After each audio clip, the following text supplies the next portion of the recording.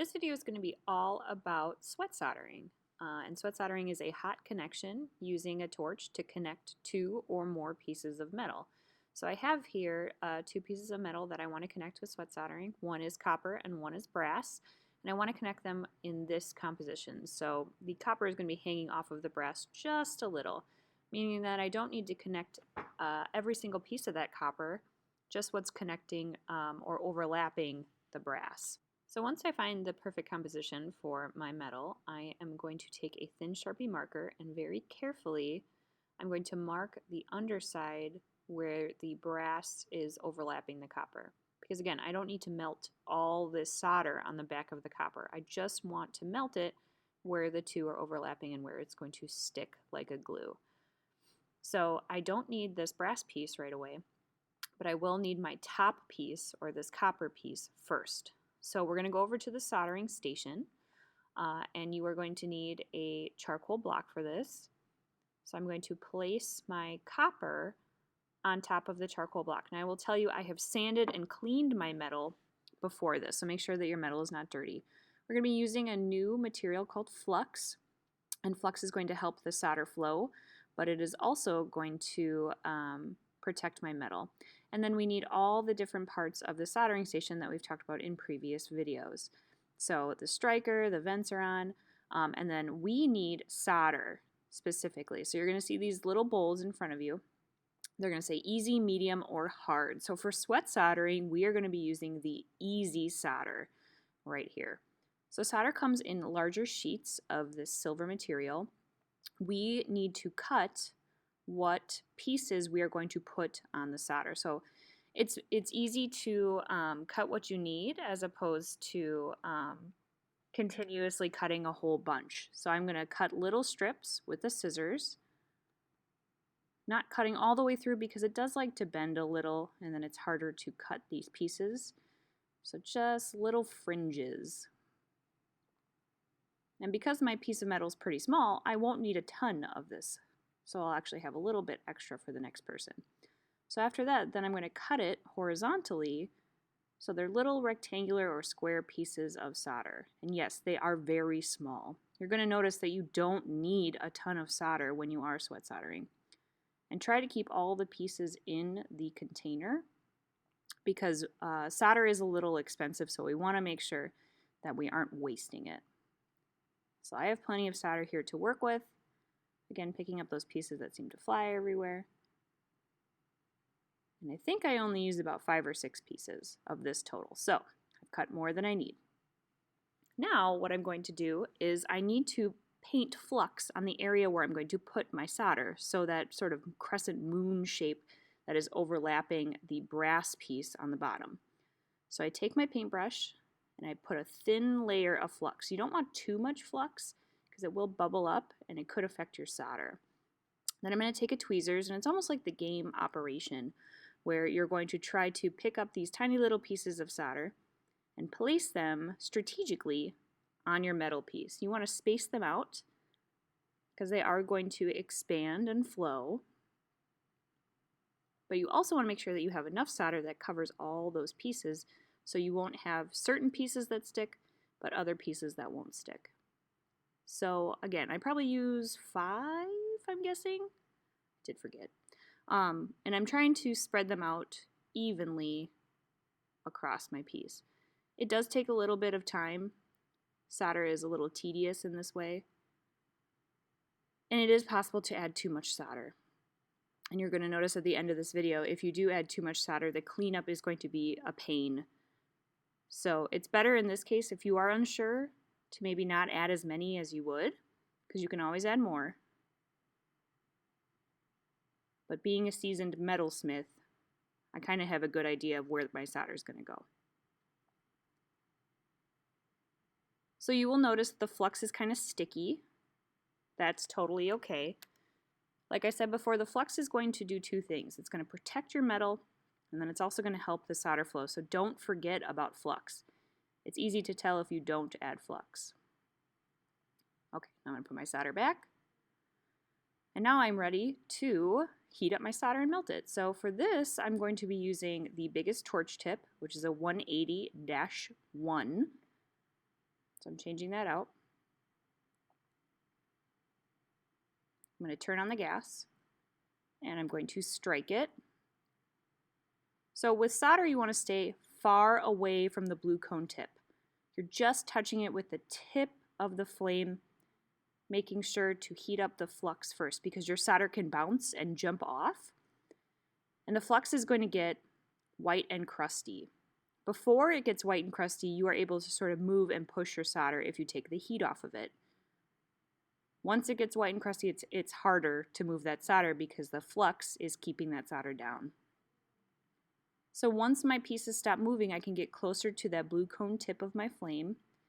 And I am going to anneal it, meaning I'm going to get it red hot. And you're going to see on this video that once it gets red hot, the solder pools. It sort of melts. And we want it to be nice and flat. You're going to see the little pools of silver without much texture. And then remember, it is very, very hot. So we're going to quench it in the water. And then I'm going to look at it just to make sure that all my solder is where I want it. You can see right there. So it's not going to come off if I sand it or I polish it. Solder is pretty hardy. Remember to put it in the correct pickle. So it is a copper piece. It's going to go in the big pickle. And I'm going to wait at least 5 minutes. Okay, so now I need my bottom piece. I'm going to take out the top piece. It's nice and clean. Solder will not flow or work if your piece is not clean. So the pickle is essential.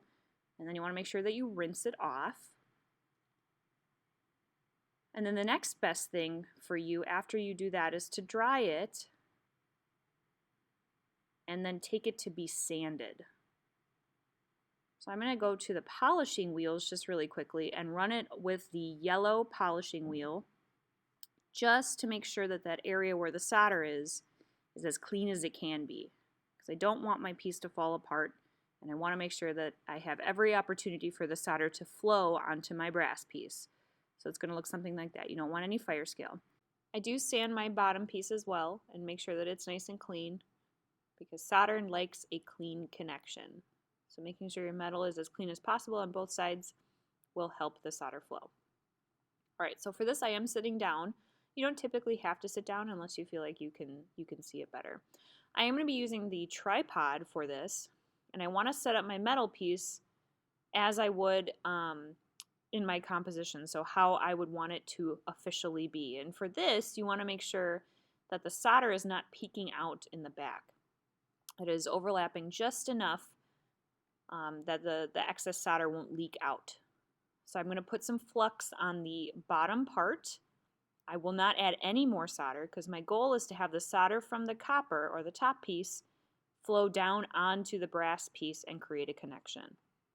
So I put the flux in between, and then I have to very carefully, I can look underneath a little bit, very carefully make sure that they are lined up correctly. And this could take a couple minutes depending on how complex your pieces are. So really being cognizant of where the solder is and lining up your piece correctly. Okay, so you want your metal to be over the opening of the tripod because we are going to heat it up from underneath. And again, no more solder, just flux. We're using the big torch tip again, the 180-1. And again, we're going to light up from the bottom, starting far away like we did the first time. And then as the flux bubbles up and gets white and crusty, then we are able to get closer with our flame.